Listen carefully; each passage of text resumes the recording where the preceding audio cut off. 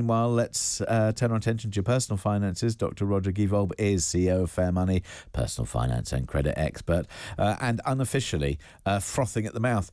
Dr. Roger, good morning. Very good morning to Dr. Roger. Can we get him up there? Good morning, James. Oh, there we are. There we are. A little delay there. I was getting all excited. I thought you sort of run off and gone frothing somewhere. Anyway, I always accuse you of frothing at the mouth, but your first story is actually one that we wouldn't know whether you're frothing or not. Dyson has a new product.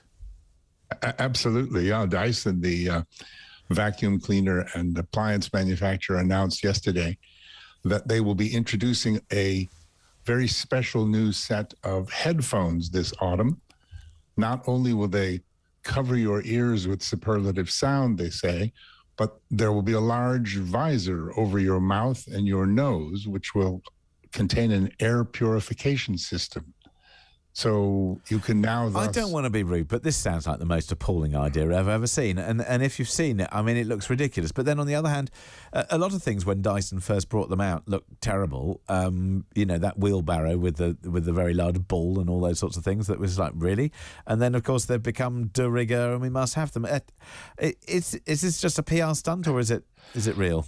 I think it will probably catch on. I mean, you can actually cut off both big city noise pollution and now big city air pollution and walk around in a cocoon where, you know, I don't really want nobody can see you. All you need is a virtual reality headset, and then you can be sure of always not being where you are.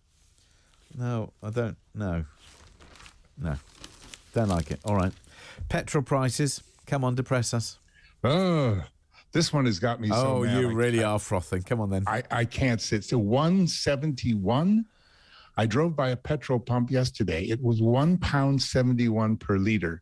Is it wrong for me? I do understand how much angst this is causing. There's a bit of me that is furious with the government, given how much of this cost is tax and the fact that they haven't brought in a temporary cut. Just to say, you know, that we're just going to deal with this and cut it off, you know, in the same way that why is it taking Joe Biden to release oil? You know, we've got to wait till this afternoon or something, but it's still like it's like unbelievable that this has taken so long. You know, we've been in this conflict for a month. Look at the chaos it's causing. But then on the other hand, you know, for electric car drivers, it's even more of a justification for having an electric car if you can. If you can get one. Well, that's true if you can get one, because I put in an order for they can't even tell me when they're going to make it, let alone deliver it. And you've been driving one for 13 years, so you should be on a priority queue. Well, you would have thought so, but they don't care. They don't care. But look, I mean, the thing is, James, I mean, 171, and then a minute later I saw another one at 166. What are these people doing? If we're supposed to be, I've been running a social media poll for the last few days. And do you know that as many as 80% of people cannot find a petrol station, they say, which has reduced the price of petrol by 5p a litre. Now, if we're meant to be in this all together and all pulling together, what do we need at this stage to take advantage of Sunak's munificent benefit that he gave us last week? Would we need to found the petrol police or something? The thing is that, well, exactly. There is absolutely no transparency in how pricing is put together. There's profiteering going on. And as we all know, that sometimes a tax comes down and then somebody else takes a slice. Just very quickly, Roger, lateral flow tests, the freebies have come to an end, haven't they? Yeah, they end tomorrow.